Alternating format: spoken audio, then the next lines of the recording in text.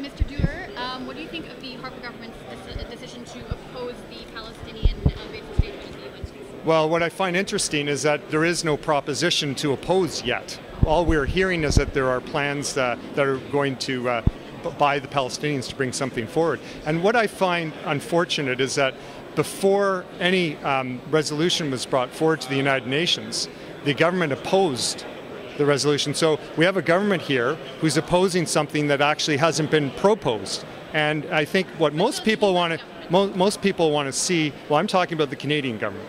Most people would like to see our government take, sober consideration of a proposition being put forward.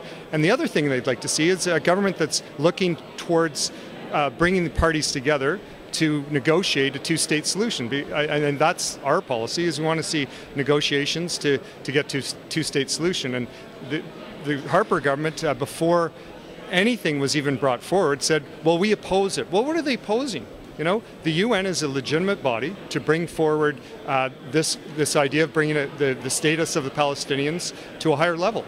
I mean, the Vatican's, for instance, recognized right now.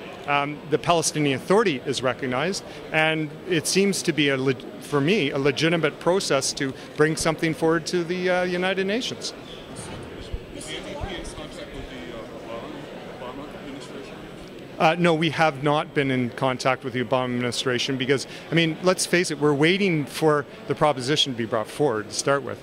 But what I find discouraging is that the Harper government has opposed something that hasn't actually been brought forward in real terms. And, I think it's important to be responsible here, particularly in something as charged as the issue of Palestinian-Israeli relations. And what we have is the government is opposing something that actually hadn't been brought forward. And we'll see what happens this week. We have a pretty clear idea of what they want. I mean, they've said they want full membership on the UN in the UN. So. Right, but we haven't seen that in text. And what was before us up until this week, and the Conservatives opposed, was that there was two possibilities: one to go to the Security Council, one to the General Assembly.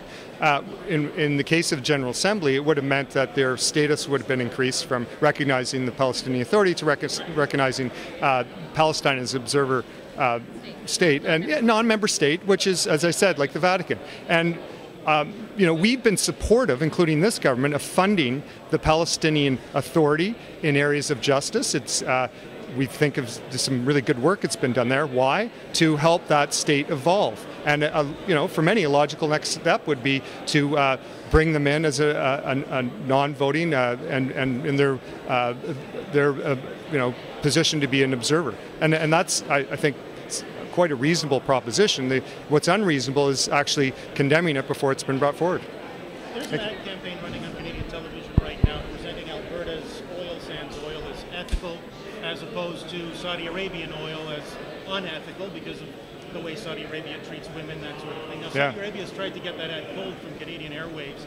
How do you feel about that effort? Well, I'm not sure I would support the interference of another government on what should be on our airwaves.